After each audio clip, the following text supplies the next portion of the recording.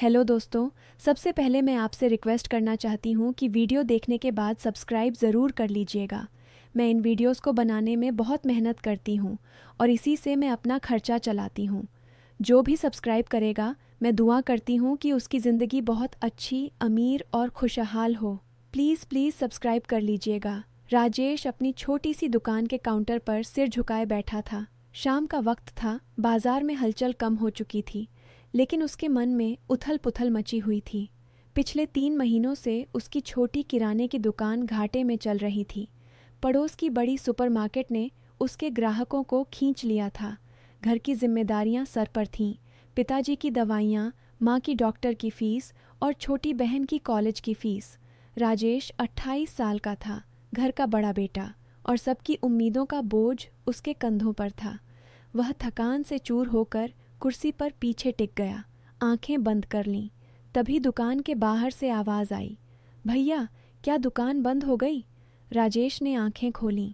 बाहर उसका चचेरा भाई विजय खड़ा था।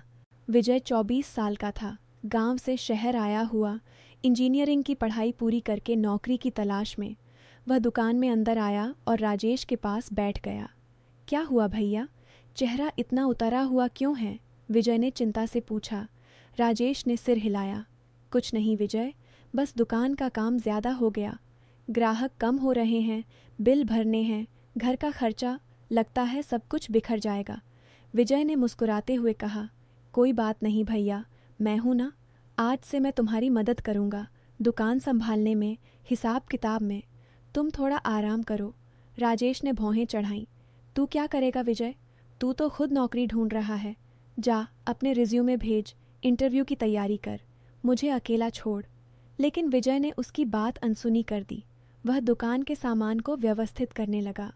भैया, तुम हमेशा सब कुछ अकेले संभालते हो, थोड़ी मदद ले लो ना। बस आज शाम की शिफ्ट मैं देख लूँगा। राजेश को थोड़ा अजीब लगा, लेकिन वह चुप रहा।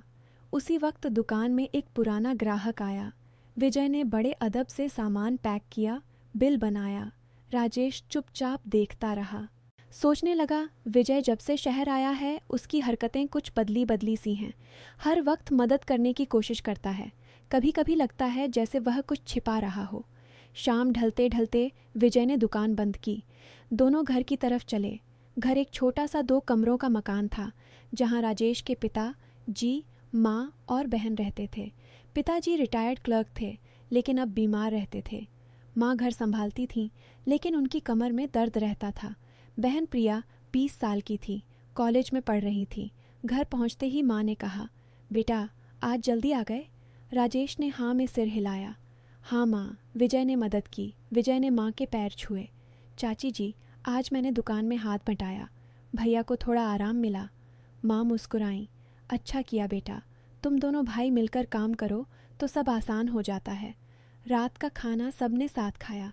प्रिया ने कॉलेज के किस्से सुनाए, पिताजी ने पुरानी यादें ताज़ा कीं। विजय चुपचाप सुनता रहा, बीच बीच में मुस्कुराता। खाने के बाद राजेश ने विजय से कहा, तू कल से दुकान पर मत आना, अपनी नौकरी पर फोकस कर। विजय ने सिर झुकाया। भैया, अगर तुम कहो तो मैं नहीं आऊँगा, लेकिन मुझे लगता है तुम्हें मदद की ज़रूरत है। राजेश चुप रहा। अगले दिन सुबह राजेश दुकान खोलने गया, लेकिन दोपहर तक थक गया। हिसाब किताब गड़बड़ हो रहा था। तभी विजय आ गया। भैया, मैंने सोचा थोड़ा हाथ बटा दूं, आज स्टॉक चेक कर लेते हैं। राजेश ने पहले तो मना किया, लेकिन फिर मान गया। विजय ने बड़े ध्यान से सामान की लिस्ट बनाई, पुराने बिल चेक किए। शाम तक दुकान का हिसाब साफ हो गया। राजेश को पहली बार लगा कि शायद उसने विजय को हमेशा छोटा समझा है। गांव का लड़का, शहर में नया नया आया, लेकिन काम में होशियार। उस शाम घर लौटते वक्त राजेश ने कहा, विजय, तूने आज अच्छा काम किया, शायद मैं तुझे कम आंकता रहा हूँ। विजय मुस्कुराया। भैया, परिवार में सब एक दूसरे के लिए होते हैं। अगले कुछ दिनों में विजय रोज़ दुकान पर आने लगा। वह ग्राहकों से अच्छे से बात करता, नए ऑफर सुझाता, यहाँ तक कि पड़ोस की सुपरमार्केट से मुकाबला करने के लिए छोटे छोटे आइडिया देता। दुकान का कारोबार थोड़ा सुधरने लगा। राजेश को अब समय मिलने लगा था। वह घर पर माँ की दवाइयों का ध्यान रख पाता, पिताजी के साथ बातें करता, प्रिया की पढ़ाई में मदद करता। एक दिन दुकान पर विजय ने कहा, भैया, मैंने एक नया सप्लायर ढूंढा है, सस्ता सामान मिलेगा। राजेश ने हामी भरी। ठीक है, तू संभाल ले। विजय ने सब व्यवस्था की। सामान आया, दुकान भरी। राजेश खुश था। घर पर सबको लगा कि अब चीज़ें बेहतर हो रही हैं। पिताजी ने कहा, बेटा विजय तो कमाल का लड़का है, गांव से आया लेकिन शहर की हवा में घुल मिल गया। माँ ने भी सहमति जताई। हाँ, वह हमारे घर का हिस्सा जैसा हो गया है। प्रिया ने मजाक में कहा, भैया अब तो विजय भैया दुकान के मालिक लगते हैं। राजेश हंसा। हाँ, शायद वह मुझसे बेहतर संभाल रहा है।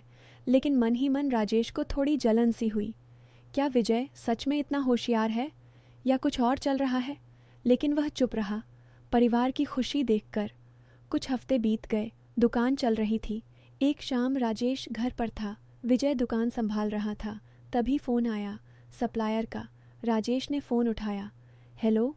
दूसरी तरफ से आवाज़ आई, राजेश जी, आपका बकाया 50,000 रुपये हो गया है, कब देंगे? राजेश चौंक गया। कौन सा बकाया? मैंने तो पिछले महीने क्लियर किया था। सप्लायर ने कहा, नहीं सर, विजय जी ने पिछले हफ्ते नया सामान लिया था, क्रेडिट पर। राजेश का दिल धड़क गया। उसने फ़ोन काटा और दुकान की तरफ भागा। वहाँ विजय ग्राहक से बात कर रहा था। राजेश ने उसे एक तरफ खींचा। विजय, यह क्या है? सप्लायर का फ़ोन आया, 50,000 का बकाया। विजय का चेहरा सफ़ेद पड़ गया। भैया वो मैंने सोचा था। राजेश गुस्से से बोला, क्या सोचा था? तूने बिना बताए क्रेडिट लिया? दुकान मेरी है, फैसले मैं करता हूँ। विजय ने सिर झुकाया। माफ़ कर दो भैया, मैंने मदद करने के चक्कर में गलती कर दी। राजेश ने गहरी सांस ली। ठीक है, कल क्लियर कर देंगे, लेकिन अगली बार बिना पूछे कुछ मत करना। विजय ने हाँ में सिर हिलाया। उस रात घर पर सब सामान्य था, लेकिन राजेश के मन में शक का बीज पड़ गया। विजय अब इतना मदद क्यों कर रहा है? कहीं कुछ गड़बड़ तो नहीं? अगले दिन राजेश ने खुद दुकान का हिसाब चेक किया। सब ठीक लग रहा था, लेकिन एक पुरानी रसीद पर नज़र पड़ी। उसमें कुछ आंकड़े गड़बड़ थे। राजेश ने विजय से पूछा, यह क्या है? विजय घबरा गया। भैया वो छोटी सी गलती। राजेश ने ज़ोर से कहा, बताओ सच्चाई। विजय रोने लगा। भैया, जब मैं गांव से आया था मेरे पास पैसे नहीं थे, नौकरी नहीं मिल रही थी। मैंने सोचा दुकान से थोड़े पैसे उधार ले लूं, बस 10,000। मैंने हिसाब में घपला किया, सोचा था नौकरी लगते ही लौटा दूंगा। लेकिन फिर जब तुमने मुझे मदद करने दिया, मैं और डर गया। मैंने ज़्यादा मदद करके अपनी गलती छिपानी चाहिए। राजेश स्तब्ध रह गया। विजय, तूने विश्वास तोड़ा। परिवार में ऐसा नहीं होता। विजय ने पैर पकड़ लिए। माफ़ कर दो भैया, मुझे बहुत पछतावा है, मैं सब लौटा दूंगा। राजेश कुछ पल चुप रहा, फिर उसे उठाया। विजय, मैं भी गलत था। मैंने कभी तुझे परिवार का हिस्सा नहीं माना। हमेशा सोचा तू गांव वाला है, कम समझदार है। लेकिन तूने जो मदद की वह सच्ची थी। हम दोनों ने गलती की। विजय रो पड़ा। भैया, मैं बदल जाऊंगा, कल से सब साफ साफ। राजेश ने उसे गले लगाया। हाँ, अब से ईमानदारी से रहेंगे। घर पर सबको बताया। पिताजी ने कहा, गलती इंसान से होती है, लेकिन स्वीकार करने में हिम्मत लगती है। माँ ने आशीर्वाद दिया। प्रिया ने कहा, अब हम सब मिलकर दुकान चलाएंगे। उस रात राजेश ने सोचा, परिवार की नींव विश्वास पर टिकी है। अगर हम गलतियाँ छिपाते हैं तो रिश्ते कमज़ोर हो जाते हैं। आज मैंने सीखा कि माफ़ी मांगना और माफ़ करना दोनों ज़रूरी हैं। विजय अब मेरा सच्चा भाई है। दिन बीतते गए। विजय ने अपनी गलती सुधारने के लिए मेहनत की। उसने नौकरी की तलाश तेज़ कर दी और जल्द ही एक छोटी कंपनी में जॉब मिल गई। पहले महीने की सैलरी से उसने दुकान के 10,000 रुपये लौटा दिए। राजेश ने देखा कि विजय अब पहले से ज़्यादा ईमानदार हो गया है। वह दुकान पर आता, लेकिन हर फैसले में राजेश से पूछता। राजेश भी अब विजय पर भरोसा करने लगा। वह उसे दुकान के बड़े फैसलों में शामिल करने लगा। एक दिन दुकान पर नया स्टॉक आया। विजय ने कहा, भैया इस बार क्रेडिट मत लो, कैश में लो।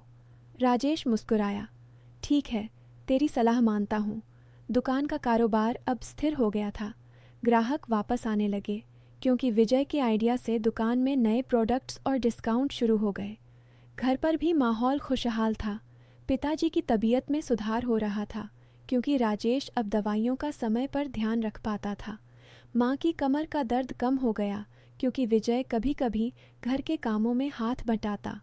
प्रिया की पढ़ाई अच्छी चल रही थी और वह कहती, विजय भैया तुम्हारे जैसे भाई मिले तो ज़िंदगी आसान हो जाती है।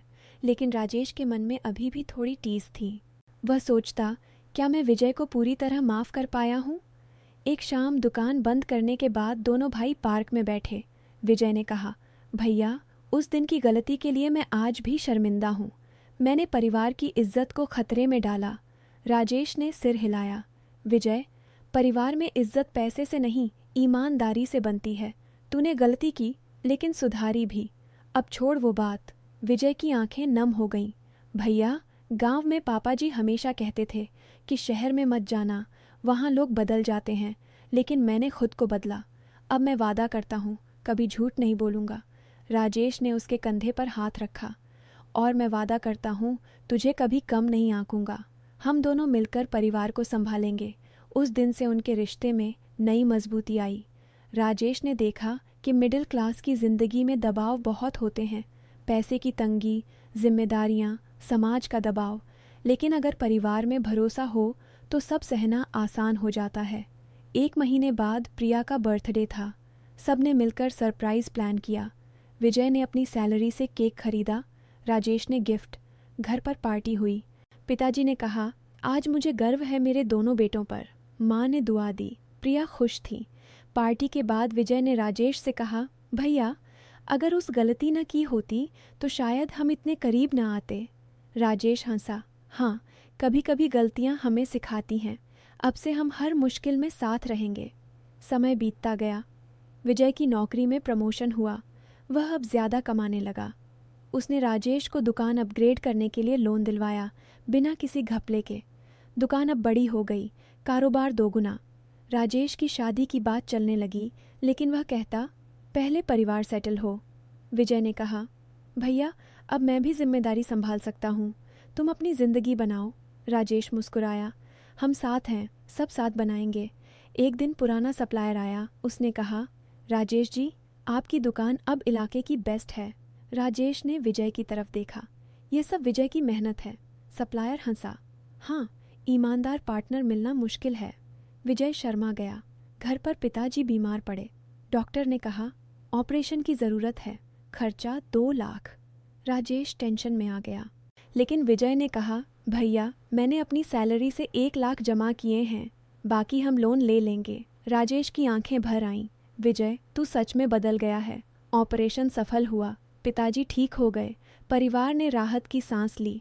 उस घटना ने राजेश को और मजबूत बनाया। वह समझ गया कि मिडिल क्लास में पैसे की लालच कभी कभी गलत रास्ते पर ले जाती है, लेकिन परिवार का साथ हो तो वापस लौटा जा सकता है। विजय अब परिवार का अहम हिस्सा था। वह गांव जाता तो पापा जी को शहर की कहानियां सुनाता, लेकिन हमेशा ईमानदारी की बात करता। एक दिन राजेश ने डायरी में लिखा, जिंदगी में दबाव बहुत होते हैं, शिक्षा का स्ट्रेस, नौकरी की चिंता, परिवार की जिम्मेदारी, लेकिन अगर हम गलतियां छिपाते हैं तो वह जहर बन जाती है। आज विजय ने मुझे सिखाया कि पछतावा और बदलाव से कोई भी रिश्ता मजबूत हो सकता है। परिवार की इज्जत ईमानदारी से बचती है। कुछ महीनों बाद दिवाली आई। घर सजा, मिठाइयाँ बनी, दुकान पर बूम था। विजय ने कहा, भैया, इस बार बोनस मिला, मैंने पापा जी के लिए नया टीवी खरीदा। राजेश खुश हुआ। अच्छा किया। दिवाली की रात सबने पटाखे जलाए, हंसी मजाक किया। प्रिया ने कहा, विजय भैया, तुम्हारे बिना घर सूना लगता। विजय मुस्कुराया, अब यह मेरा घर है। राजेश ने सोचा, कितना बदलाव आया, पहले शक, अब प्यार। समय के साथ विजय की शादी हुई। वह अपनी पत्नी को घर लाया, सब खुश थे। राजेश ने कहा, अब परिवार पूरा हो गया। विजय ने पैर छुए, भैया, तुम्हारी वजह से। राजेश की भी शादी हुई। जीवन पटरी पर आ गया, लेकिन वह कभी नहीं भूला कि एक छोटी गलती कैसे बड़ी सीख दे गई। वर्षों बाद जब राजेश के बच्चे बड़े हुए, वह उन्हें कहानी सुनाता, बच्चों, परिवार में कभी झूठ मत बोलना, गलती हो तो बताओ, सुधारो।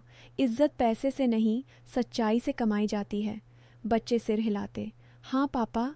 विजय अब कंपनी में बड़ा ऑफिसर था। वह राजेश की दुकान में निवेश करता, लेकिन हमेशा हिसाब साफ रखता। दोनों भाई मिलकर चैरिटी करते, गरीब बच्चों की पढ़ाई में मदद। समाज में उनकी इज्जत बढ़ी। लोग कहते, देखो, मिडिल क्लास से निकले, लेकिन ईमानदारी से ऊंचाई पाई। राजेश समझ गया कि जीवन की असली खुशी परिवार के भरोसे में है। दबाव, जलन, गर्व ये सब आते हैं, लेकिन ईमानदारी से सब जीता जा सकता है। अंत में कहानी का सबक यह है कि गलती करना इंसानी फितरत है, लेकिन उसे छिपाना रिश्तों को खोखला कर देता है। सच्चाई बोलो, माफ़ी मांगो और बदलो, तभी परिवार मजबूत रहता है, इज्जत बची रहती है और ज़िंदगी खुशहाल होती है।